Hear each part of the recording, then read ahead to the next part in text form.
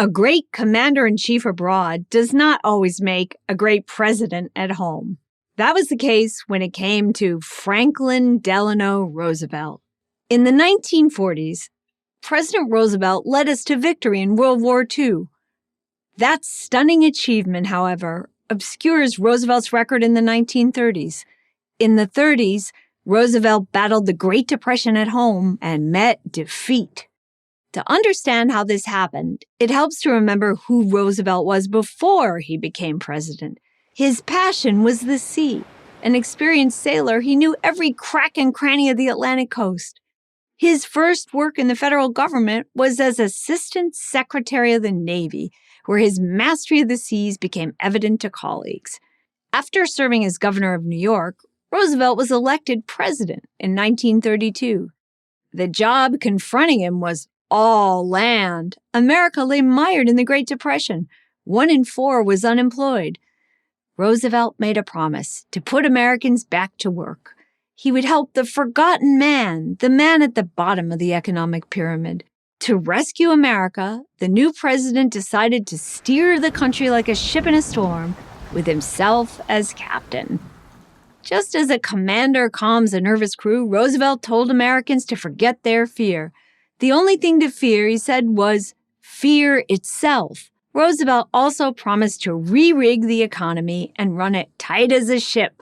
Roosevelt called his re-rig the New Deal and made its military aspect explicit. This was a call to arms, he said. The Depression was an emergency for which Roosevelt claimed broad executive power. The downturn should be treated like a foreign foe. Perhaps because Roosevelt didn't like economics very much, the captain recklessly steered the economy into uncharted waters. Roosevelt opted for a command-and-control philosophy never before tried in peacetime, and he gave himself the broadest possible license, a license to pursue, as he put it, bold, persistent experimentation. Roosevelt called for government to manage industry. New laws ordered companies to raise prices and wages, even when they couldn't afford to do so. He slammed individual businessmen. He called big corporations enemies of the peace. Roosevelt was a man born into wealth. He imagined that he and his senior crew, his brain trust, could run the economy better than entrepreneurs. For example, the new National Recovery Administration decided everything down to how many logs a lumberyard could cut and at what time, or how many chickens a butcher might sell. But in the storm of the 1930s, few dared mutiny. Maybe this was the way economies were now supposed to work. That's what Roosevelt's experts said. Roosevelt subsidized farmers and created temporary jobs in the arts. Social work experienced a boom. He promised pensions to seniors. That sounded good. And the New Deal backed organized labor's demands for much higher wages. The recovery was just around the next bend, Roosevelt promised. All Americans had to do was wait for it. As the years passed, however, the recovery stayed away. For an economy is not like a battleship. An economy is more like a human. It makes choices. You can't command an economy to grow. The economy has to feel like growing. Under the New Deal, the economy instead felt like hiding below deck. What company would hire up if it couldn't pay the wages? Today, we consider 6% unemployment a crisis. Then overall unemployment stayed above 10% throughout the decade.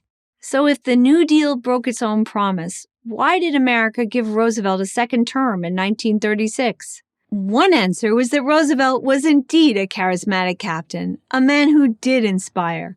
The new medium of radio allowed him to connect to millions of Americans merely by speaking into a microphone.